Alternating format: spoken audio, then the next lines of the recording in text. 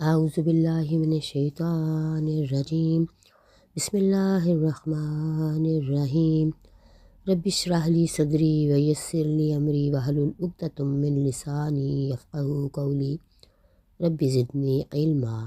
السلام علیکم ورحمۃ اللہ وبرکاتہ۔ ربیع الاول بھی بحث و مباحثے میں گزر گیا اور بحث کا موضوع کیا تھا آپ سب جانتے ہوں گے، بدعات اور سنت۔ عزیزو، سنت پر تو ہم آنکھیں بند کر کے یقین کر سکتے ہیں، مگر بدعت کرتے وقت سوچنا چاہیے کہ جو ہم کرنے جا رہے ہیں اور کر رہے ہیں وہ حضور صلی اللہ علیہ وآلہ وسلم کی زندگی اور معمولات میں شامل تھا، یا آپ صلی اللہ علیہ وآلہ وسلم نے اس کام کو انجام دینے کا حکم فرمایا تھا۔ ہمارا طریقہ زندگی اگر نبی صلی اللہ علیہ وآلہ وسلم کی زندگی کے مطابق نہ ہو تو وہ بدعت بن جاتی ہے، اور جب کوئی بدعت کا ارتکاب کرتا ہے تو اس کا ٹھکانہ جہنم ہے۔ آئیے اب جانتے ہیں کہ بدعت کیا ہے۔ دین محمدی میں ہم اپنی طرف سے کوئی چیز، کوئی تہوار، کوئی بھی رسم ایجاد کرتے ہیں جو رسول اللہ صلی اللہ علیہ وآلہ وسلم نے اپنی زندگی میں نہیں کی یا ان کی وفات کے بعد صحابہ کرام نے نہیں کی، وہ بدعت ہے۔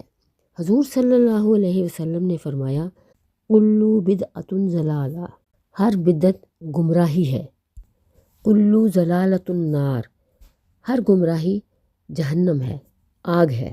دین میں ایجاد کردہ چیزیں بدعت ہیں۔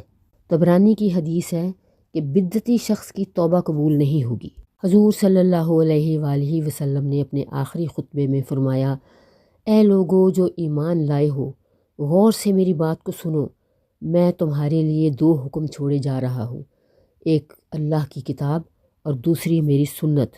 تم کبھی بھی گمراہ نہیں ہوگے اگر میرے دونوں احکامات کو مضبوطی سے تھام لوگے۔ ابو داؤد کی حدیث ہے، یعنی حضور نے فرمایا کہ دانتوں سے پکڑ کر رکھو گے، دانتوں سے پکڑنا بہت مضبوطی سے پکڑنا ہوتا ہے، اگر نہ مانو گے تو جہنم تمہارا ٹھکانہ ہوگا۔ سب سے بہترین طریقہ حضور صلی اللہ علیہ وآلہ وسلم کا طریقہ ہے، اور سب سے بہترین بات اللہ کی کتاب کی بات ہے۔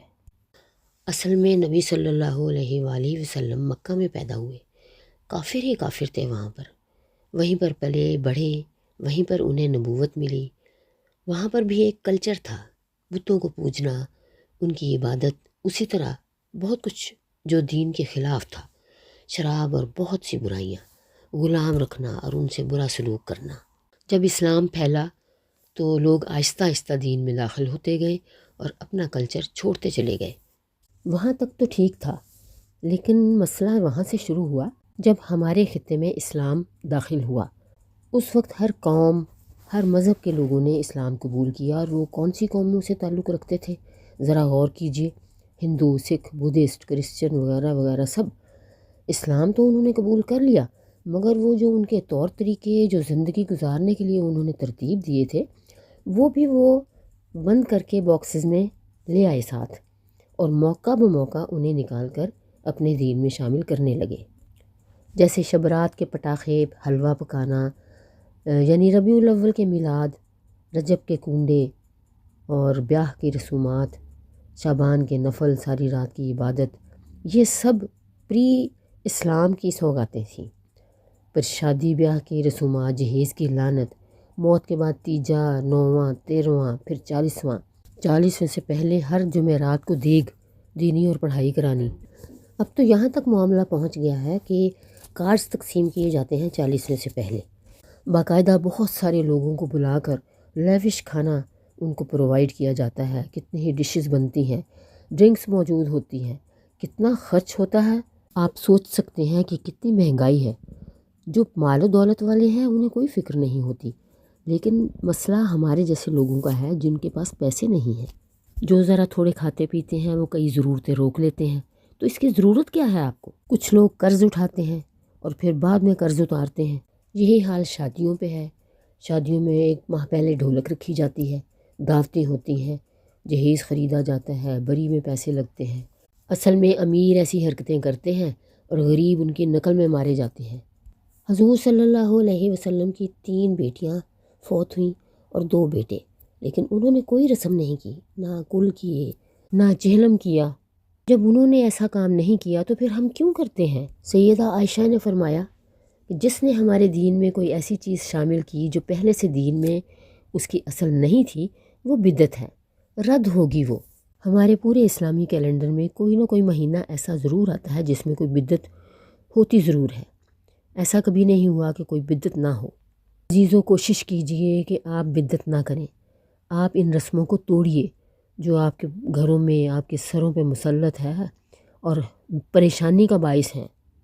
زمانے کے مطابق اور ہماری لائف میں جو چیزیں استعمال کی ہوتی ہیں، ان میں جو جو چینجز آتی ہیں وہ ہم استعمال کر سکتے ہیں اپنے دین کے مطابق۔ دین کے بھی نہیں، دنیا میں جو چیز استعمال ہوتی ہے سب، تو اس میں کوئی رکاوٹ نہیں ہے، لیکن دین میں جو ہے چینجز وہ قبول نہیں ہیں۔ ہم قرآن حکیم کا مطالعہ اور احادیث کو پڑھے بغیر جو بدعات اختیار کریں گے، جن کا کوئی ثبوت حضور صلی اللہ علیہ وسلم سے اور صحابہ کرام سے ثابت نہیں ہے، تو اس پہ ہم پکڑے جائیں گے۔ ہم تو ثواب کی نیت سے کریں گے، لیکن وہ ثواب کی بجائے الٹا ہمارے لیے عذاب بن جائے گا، جہنم کا ایندھن بن جائے گا۔ طبرانی کی روایت ہے، بدعتی کی توبہ قبول نہیں ہوگی۔ عزیزو، یہ بدعات تو وہ تھیں جو کلچرلی ہم کر رہے ہیں، جس میں دین بھی تھوڑا بہت آ ہی جاتا ہے، تو ہم ابھی فی الحال ہم نے آپ کو وہی بتائی ہیں۔ انشاءاللہ اگلی ویڈیو میں ہم آپ کو احادیث کی روشنی میں زیادہ کوشش کریں گے بتانے کی۔ تب تک کے لیے ہمیں اجازت دیجیے۔ اللہ حافظ۔